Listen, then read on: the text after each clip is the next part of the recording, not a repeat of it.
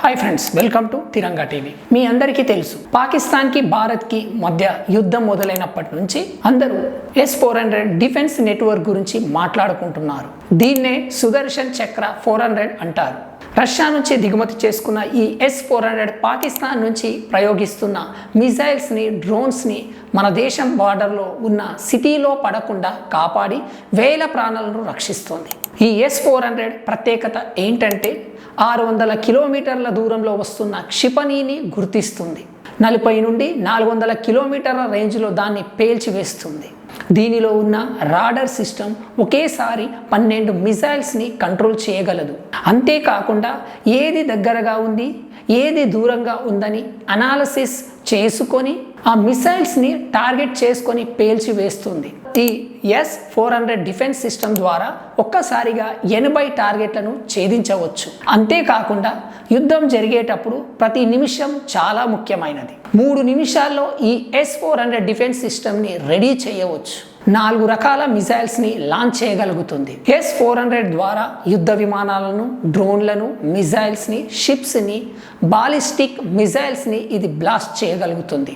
Russia నుంచి మన దేశం ఇలాంటివి 4 S-400 దిగుమతి చేసుకుంది. వీటిలో 3 పఠాన్కోట్, రాజస్థాన్ మరియు గుజరాత్లో భారత సైన్యం మోహరించింది. ఇక 4వ దానికి వస్తే చైనా బార్డర్లో ఉన్నట్టు తెలుస్తుంది. ఈ 4గింటి కోసం 2018 సంవత్సరంలో భారత్ గవర్నమెంట్ $5.43 బిలియన్ కాంట్రాక్ట్ని రష్యాతో కుదుర్చుకుంది. ఈ S-400 సిస్టమ్ ద్వారా పాకిస్తాన్ని, మరోవైపు చైనాని ఒకేసారి కట్టడి చేయవచ్చని భారత్ ఈ నిర్ణయం తీసుకుంది.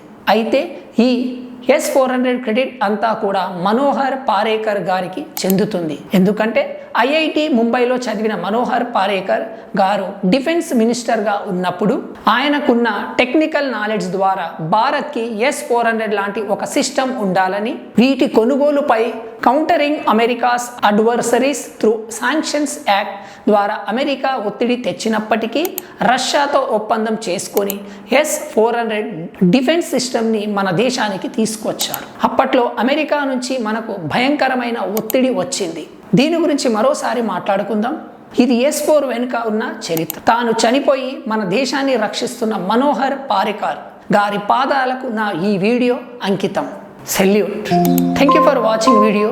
మీ అభిప్రాయాల్ని కామెంట్ రూపంలో తెలియచేయండి. మన ఛానల్ని సబ్స్క్రైబ్ చేయండి.